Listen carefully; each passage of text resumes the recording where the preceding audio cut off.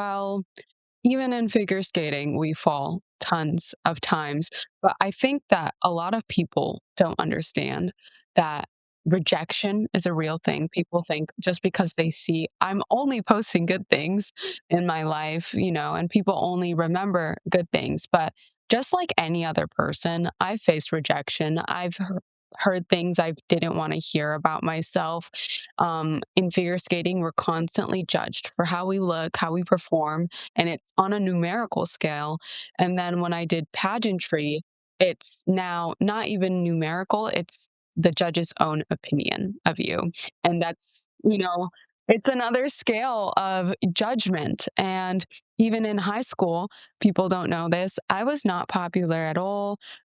People barely knew me. I was known as the geeky, ugly girl. I was the ugly duckling. I You was and me both. I'm with you.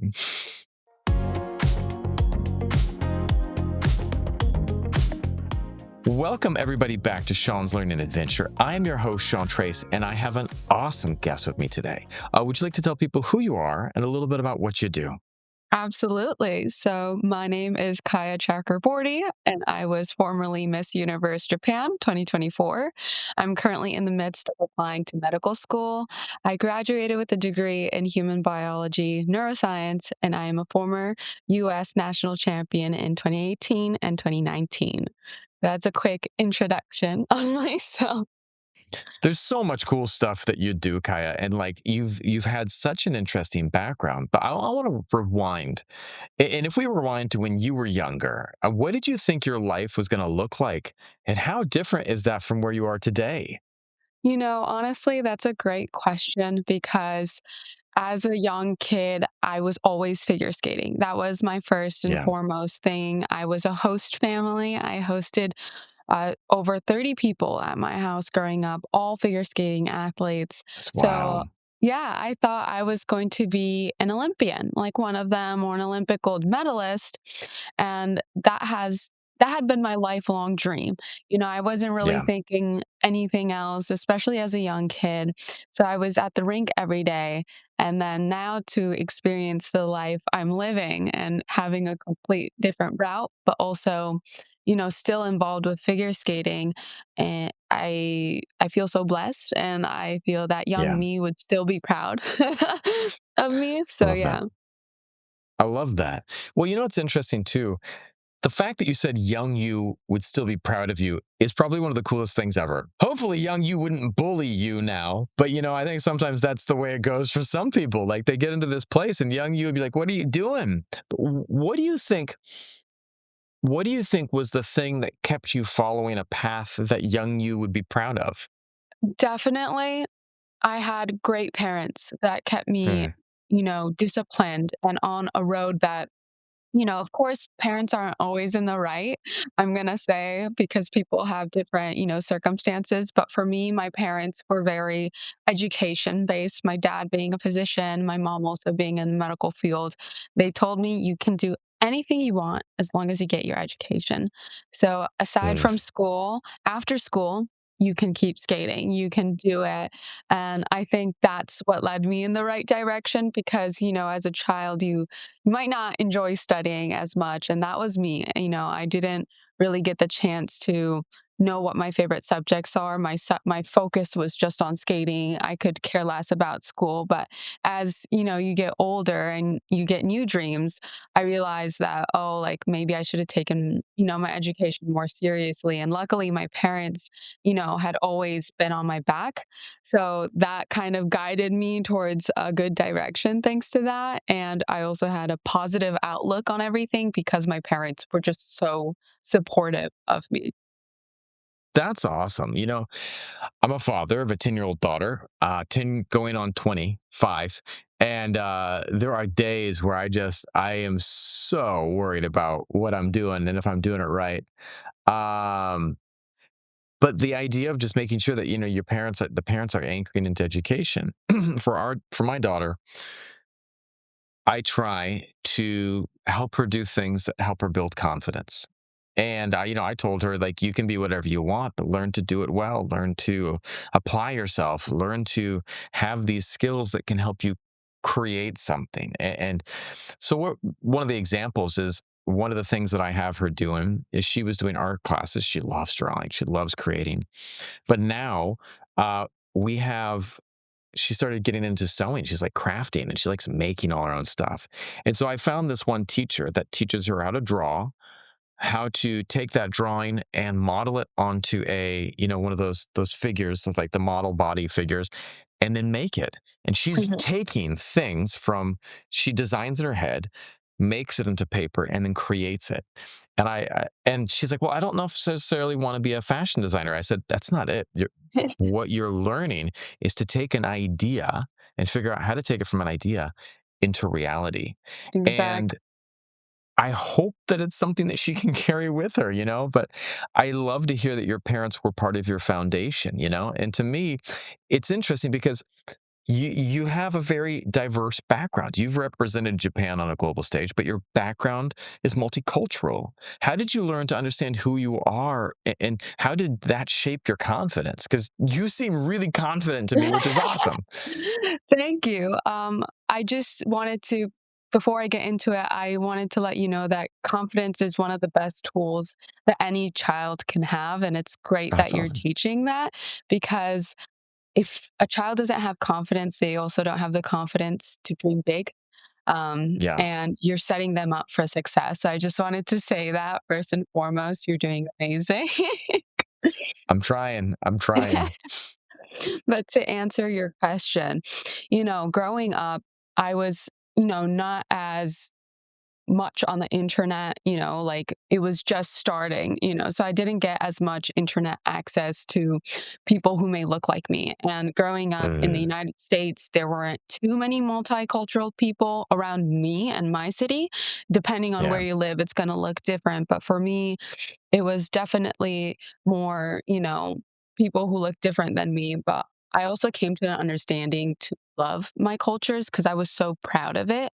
My parents didn't make me feel shamed for it, and I think there's also that, like, surrounding my the people that I grew up with didn't criticize me for bringing a different lunchbox, or they didn't make me feel any negative emotion about it. So I was more confident. I was educating the people around me. This is Japanese food. This is Bangladeshi Indian food that, people wouldn't have known regard, like, elsewhere. And so that slowly, slowly, made me feel really proud of myself to be part of, two different cultures and have two different cuisines at home to celebrate two different cultural events. And on top of that, when I finally got internet access, there was this model who had the same roots as me, also half Japanese, also half Bangladeshi, and she was famous in Japan and people loved her. And it made me feel like even if I go back to Japan, I'm fine because there's someone that they love similar, to me and my background. So that was kind of my stepping stone into feeling not confident just on the inside, but also how I physically looked as well. I love that because it's like sometimes we don't fit in, all of Yes. us. And whether it's like, I remember changing schools when I was a kid, and everyone thought I was weird because the school that I was from was really outgoing and everyone was just like really active. And then I went to this school that was very like everyone was just really all this whole class that I was joining was really quiet and introverted. And I just was like, "What's up?" And everyone's like, "This guy's nuts," And it was tough. It was really Yeah, tough for me to feel like people understood me. But yeah, one of the things that I found was that I think that confidence that I had of just being who I am, I felt like it was a weird experience. And this year, it's a long time ago. I'm just say that I got a call for the reunion, and one of the persons was like, "Sean, you were so much fun, and everyone loved you so much. And we know you were only there for like 6 months. We'd love to invite you back." And I was like, "I thought everyone hated me." It's like all these years later, like I realized that it was just me being me, but you have to embrace you. You have to embrace you. You have to know who Absolutely. you are, and you have to embrace all sides of you, and like Yes. that's one of the things with my daughter. She is growing up with a Vietnamese mom and an American dad, and she's got these two cuisines. She's got these two different things. And, we spend a lot of time in the US, but she has to find that balance. And one of the things that's interesting too, that I think is so cool about you and your background is like every time people see my daughter, she's tall. She's like dad. She's 10 and she's up to here on me. And I'm 185. I'm 6 foot. And she's 10 and she's Oh, tall like daddy. And everyone's like, she should be a model. She should be a movie star. She should be this. And she's like, but I want to be a doctor. I want to do this. I want to do this. And she's got all these things that she would like to try. And so it's interesting because people are trying to put her in a box and she's like, mhm. I don't want to be in a box. And like Yes. you've lived in the world of athletics and Yes. neuroscience and pageants and runways. What did sports teach you that you now use in medicine and life? And how did you balance all of these different parts of you? Because they're all beautiful parts of you. But you had to, how do you balance it? Yes. Thank you so much. Well, it was a lot, definitely. It's definitely overwhelming for the people around me too, growing up, I think, because there was just so Yeah. much I wanted to do. But for sports, that was my foundation that modeled who I am now, like, definitely, which is I got to see it with the homestay people, but I also got to experience it myself, which is discipline. Discipline Mm, is the most undervalued characteristic. And I think it's because it's really hard to develop a habit nowadays.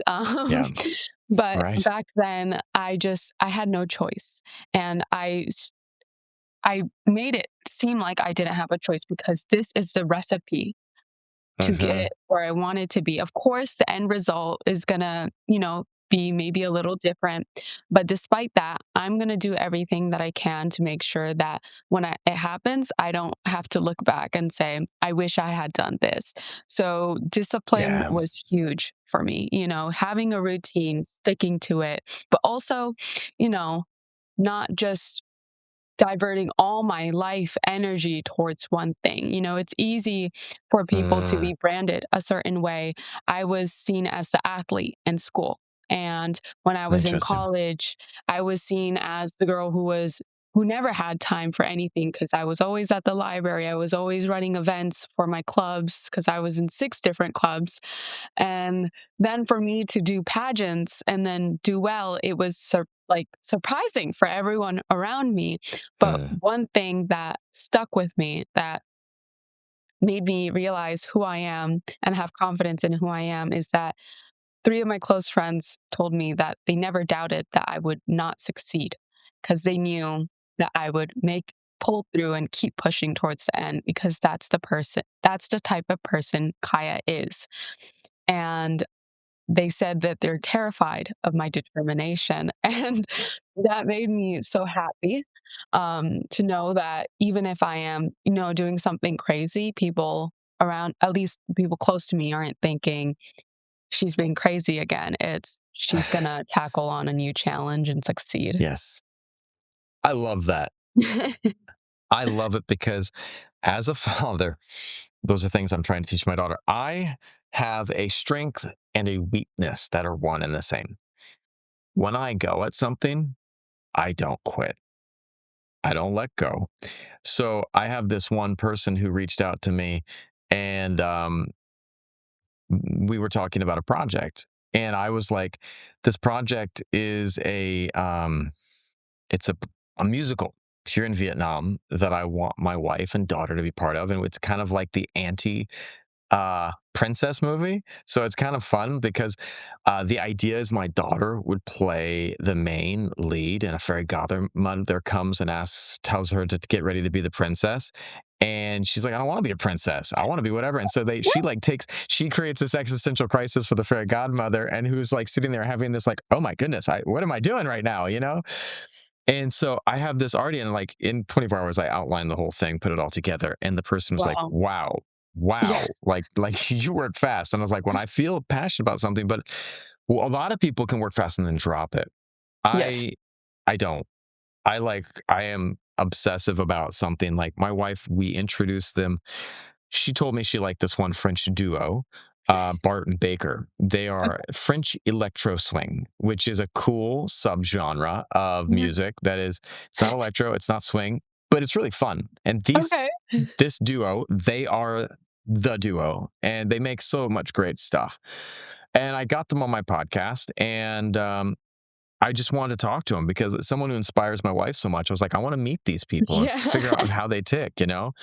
And they're these two lovely, lovely older gentlemen, and they like are absolute nerds about music and vinyl, and they're just amazing people. And they came to Vietnam, we met them, and they said, "We'd love to do music with your wife." And so that Oh, was like 2 years ago, and that's they played amazing. music. It was awesome, right? And so here were these people that I started it, her telling me that. We got them on the podcast. A year later, I got them. They came and visited us. And then it took 2 more years to finish the music. 2 more years, Wow. and then we released the music over the last 3 months. One of her songs was a chart topper for. It was on it was the number one song on Spotify for electro swing in the whole world. And I was just like, Yes. and I haven't known how to teach that to my daughter Mm. because I sit there and I think about it, and I was like, but how did I learn? You know how I learned? I'm a black belt in judo. I God, I studied Japanese style jujitsu, judo, and you know how you become a black belt in judo is you fall down 100,000 times. Yes. Yes, I But you know know my what? cousins do that. Right? The only way that you can get to win is to get back, and you got to get up 100,001. So we got Absolutely. my daughter, right? We got my daughter into Muay Thai, and I don't know if it's good or I'm creating a monster, but she's been in Muay Thai now for 4 years, and she can hit hard, and she's getting stronger all the time. But one of the things that was interesting is when she tried something else. She went Mm. and tried volleyball, and the volleyball coach again was just like, "How tall is your child?" Yeah. 10 years old? Like, they were just like, "Hello, height." I And I love was like, it. "Yeah, Yeah. I know. She's really tall." But what was interesting is they ran some drills, and the coach came over to me, and he pulled me aside, and he says, "I need to ask you a question." He's like, Is she tired right now?" And I was like, "I don't know, ask her." He's like, "No, no, it's really weird." I said, "What do you mean?" He says, "We've been running drills for 45 minutes nonstop. I'm getting tired, and she's not slowing down." And I said, Mm. "Well, let me ask her." I said, "Are you tired?" She's like, "No, this is easy compared to Muay Thai." And I was just like, and I was like thinking about that. We don't realize those little things that we learn along the Mhm. way that teach us resilience, that teach us how to keep Mm. going. W- Absolutely. What are the things that helped you learn that resilience? Well, even in figure skating, we fall tons of times. Yeah. But I think Yep. that a lot of people don't understand that rejection is a real thing. People think just because they see I'm only posting good things in my life, and people only remember good things. But just like any other person, I've faced rejection. I've heard things I didn't want to hear about myself. In figure skating, we're constantly judged for how we look, how we perform, Yeah. and it's on a numerical scale. And then when I did Right. pageantry, it's now not even numerical, it's the judge's own opinion of you. Right. And that's, Right. you know, it's another scale of judgment. And even in high school, people don't know this. I was not popular at all. People barely knew me. I was known as the geeky, ugly girl. I was the ugly duckling. I You was, and me both. I'm yeah. with you. And it was so bad. Like, it definitely got to me in my self confidence. But I think Yeah. that also, not in a revenge sort of way, but in a way that I wanted to prove to myself and my own confidence, like, no, Kaya, you are pretty. And so, when I entered a pageant, of course, I entered because I had hope for myself and Yes. I believed Yes. in myself. And I didn't care that maybe so and so might think, well, Kaya is not my type or doesn't really fit my bill. I wanted to fit my own bill and later look on and be like proud of myself. And so I knew that. there's a chance I'm not going to win. When you enter any competition, you know that there's a chance you're not going to win, and that's okay. That's part of your learning, and that's part of Yeah. growth, and it has nothing to do with you. Um, and that's something really important that you need to learn, that you can't control certain things. And I learned that really early along the way. I was always the ugly duckling. I was always goofy. I never dressed well. Luckily, I have a wife who pushes me in a certain direction, but I still have my own style. I Yes. have my own thing I do. And what was interesting is the other week I was in Vegas at my wife was singing at a big nightclub there, and I'm filming it, and I was walking. It's awesome. My wife is super cool, and that's why I'm so proud of my daughter because she's so much like her mom. Thank God. But I'm walking down the hallway, and I was going to go pick something up downstairs, and a guy turned and looked at me, and he's like, "And I like your style." And I was just like, "What? What?" And it was something that was uniquely mine, and I was like, "Well, thank you very much." But I failed many times. There are many times that I put things together, and I am not a fashionista. Like that is not what I am. But like in other areas of my life, I've failed so many times. I have done things that did not work out. I was flying back to Southeast Asia after the filming in the US, and I watched Batman. And I was rewatching Batman with Christian Bale. Christian Bale. I mean, I can't even do the voice. I don't know how he did that for four movies or three movies. It's such a difficult thing. But I love the line where Alfred comes up to Bruce Wayne and says, Why do we fall?" And do you know this line? It's so No. good. And he says, "We fall so we can learn to pick ourselves up." And I love that. And I was just like, whether it's judo or figure skating, we fall so we can learn to pick ourselves up. And it goes into my next question. Mhm. You've competed at high levels and spoken on big stages. How do you handle pressure when all eyes are on you and when you feel like falling is not an option? Well, that also comes with a lot of experience, you know. Yeah. It wasn't something that happened overnight, and I had spoken about this briefly previously, but pressure is a privilege. That was Oh, something Billie Jean King said, and it is so important to know that you're gonna in life experience very uncomfortable, very nerve-wracking things, whether that is in your control or out of your control.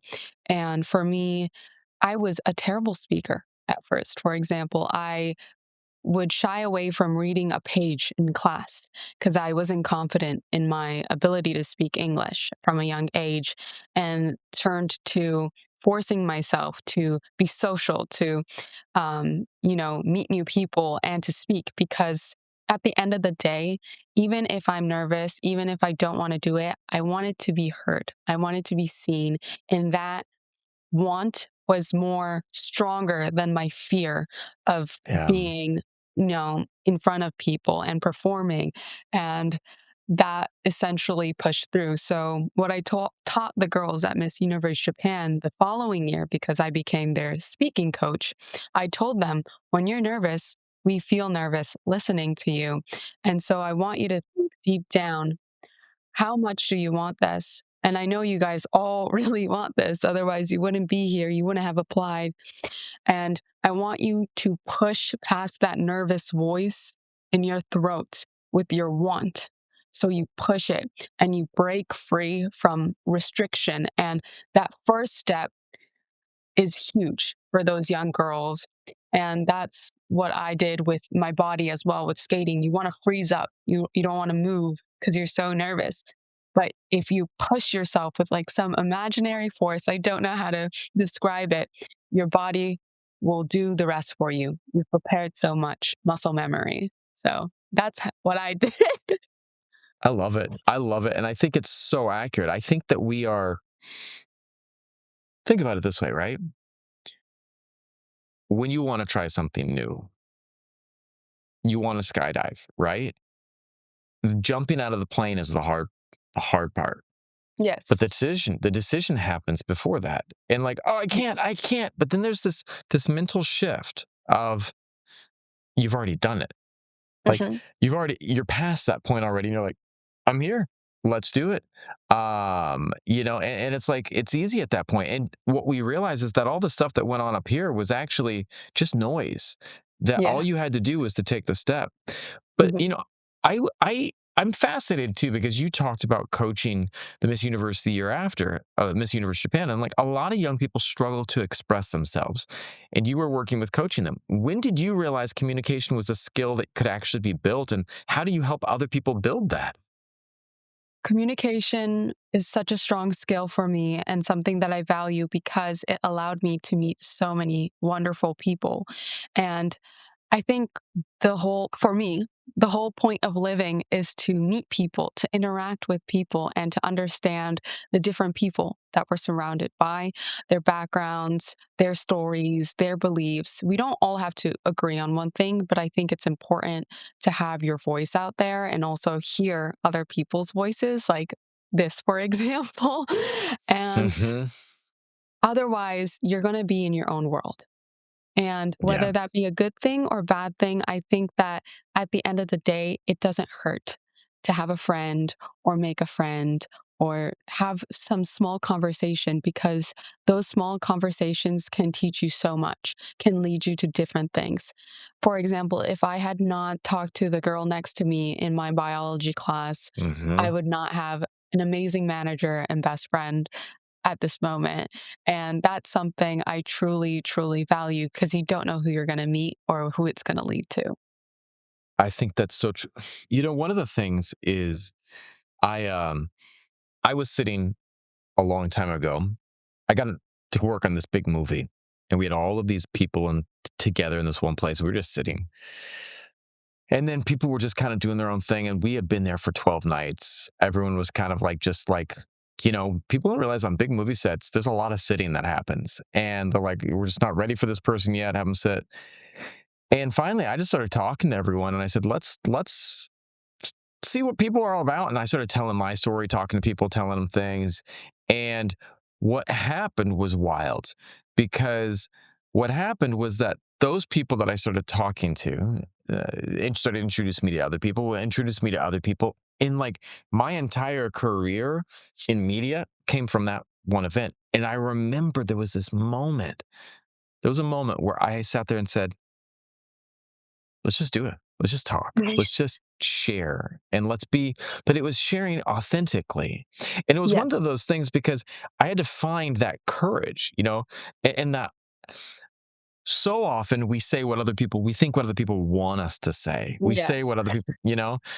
And I want to ask you that because there was a moment that I found my voice, but was there a moment where you felt like, okay, this is my voice. This is what I stand for. And what did that process look like? I think that, as a woman in this society, we're changing. We're completely different from our past. And I think that that's important to know because I can't, well, I work as an EMT part time.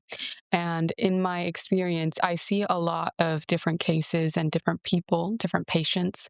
And I had an Hmm. instance where there was an individual that was, abusing their partner or someone Uh, that they were very close to. When I saw that, I was really upset because, we're not in a day and age right now anymore where a woman used to have to, kind of marry someone for money because they didn't have a job. So it was stability. A man represented stability. But now, the modern day woman, we're able to support ourselves. So we're able to yeah, choose for ourselves that. And I think that that is something that we're still in the middle of realizing that the next generation of yeah. women, we have taught them to be independent. And some people are not ready for that yet, that we're on the same playing field as men. And so when I saw that, I realized I want to speak up for people, for women, and use my voice and my background from what I know. So I talked to the woman, the patient, and I let her know that, like, this usually we are allowed to talk to patients for matters regarding that, but I really wanted to let her know it's not that I have to, but I wanted to. And Yeah, so I did. And I felt good knowing that she has the information she needed. And that's when I realized that my small voice can change someone's trajectory in life if she chooses to do something different, or he, depending on the situation. So I realized that I can actually do something. I can find a platform to speak on. And Yes. through the Miss Universe pageant, I was given the opportunity to speak on anything that I chose to and believed Yeah. in. And that's what I did. So many people feel like they can't make a difference. Yeah. Like what can I do in this world? What can I do? I'm just one small drop in the ocean. People don't realize that, you can make a difference. You think about all of those little drops that hit the coast every day, and a giant piece of rock will just be worn down over time Mhm. because enough drops are moving. And all it takes to start water moving is one drop. And I think that we have to realize that we have that power. And I Mm. want to ask you about that because, like, what did representing Japan teach you, though, about responsibility and leadership and how you show up for others? So, first and foremost, Japan is a completely different society. And before I had, represented the US, but it was a whole nother scale because I had to Yeah. understand Japan on a whole new level and make sure that no one doubted me and my knowledge of my country. And it wasn't just, these are the best foods of Japan. This is the best places to go to. It wasn't tourism. It was more than that. It was diplomatic relations. And I think that's what people don't realize, even in pageantry. And it's because when you go to the world pageant, you meet all of the other countries and they know they're the experts of their country. And we need to be Yeah. a representative in a way. We're not the United Nations, but we have to represent that there is unity amongst at least its people. And Hmm. so I wanted to show that as a member of Team Japan and show that I know Japan and also understand and let the people of Japan know that I am Japanese because being mixed, it's really tough growing up in a society where they don't really welcome Oh, foreigners. They seem that way, and I had to prove to my own people that I knew more about Japan than they did so that they mm, wouldn't doubt me for a second. So for me, it was the responsibility of learning to a whole new level, be more Japanese than your average Japanese person, and also be more educated on diplomatic relations so that they don't have a way to attack me or, criticize me. And I have hmm. more confidence in myself. So that's what it looked like in the beginning, but later on, it was a privilege because Yeah. people loved my country. And when I said I represented Japan, I felt so proud to say that Yeah. because people would scream my name even if they didn't know me, and it's such a huge honor to be supported by people you don't know from other countries, and that was something that made me very emotional and a privilege I still hold highly to this day. That's awesome. Can you share a moment where things in your life didn't go your way and what that experience taught you?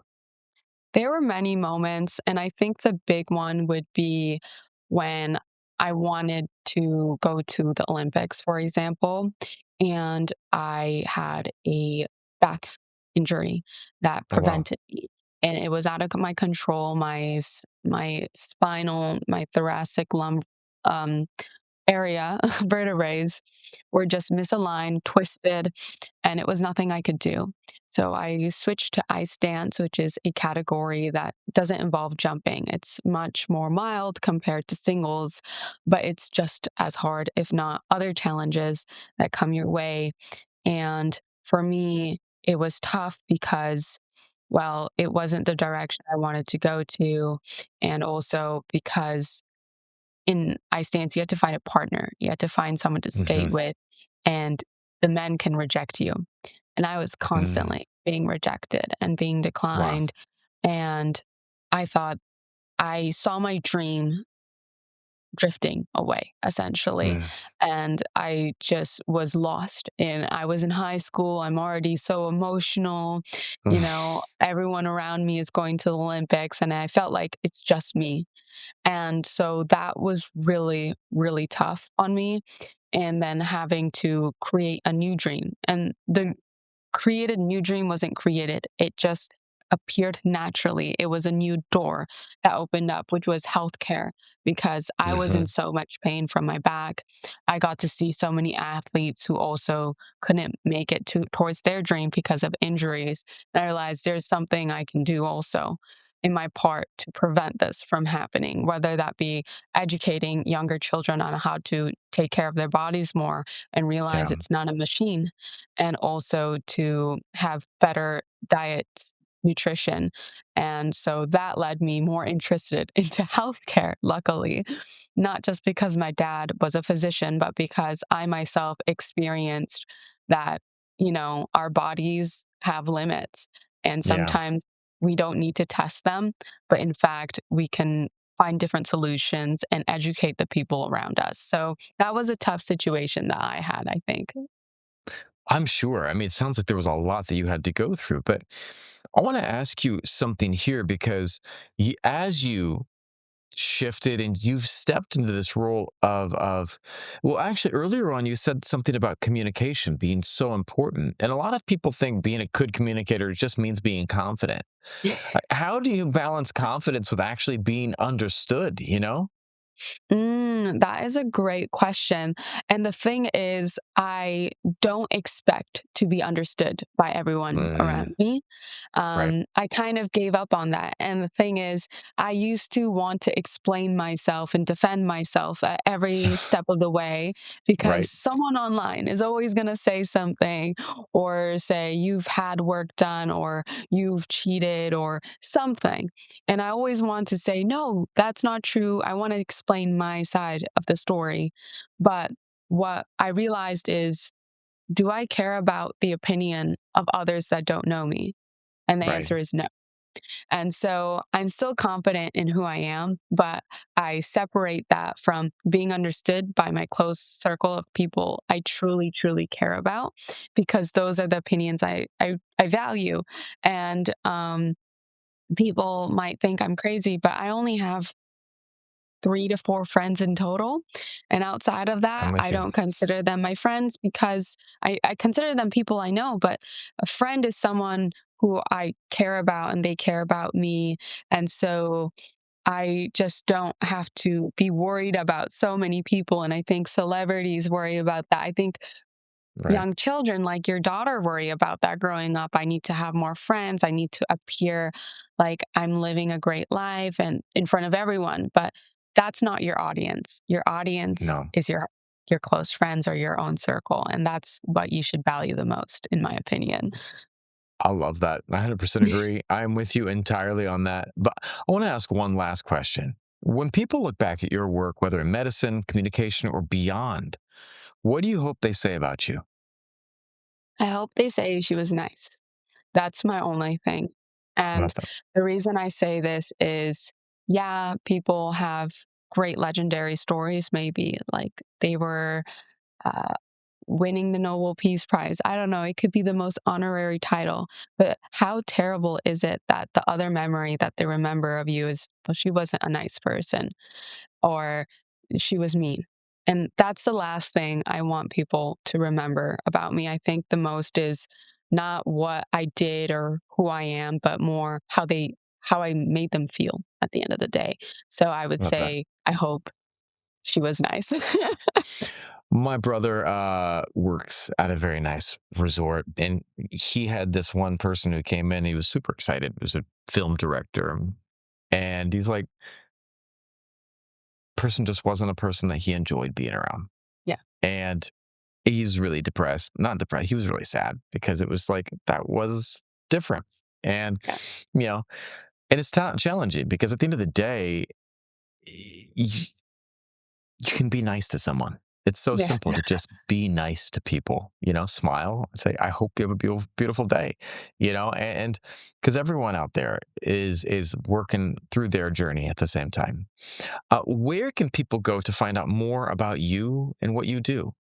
A quick and easy way is through my Instagram channel, which is my first name and last name, Kaya Chakrabortty on Instagram. And I'm also going to slowly start doing YouTube to show a little bit more about a day in my life because I balance 5 different jobs. And I think that That's that'd so be cool cool. for people to see. But yeah, that would be where to find me.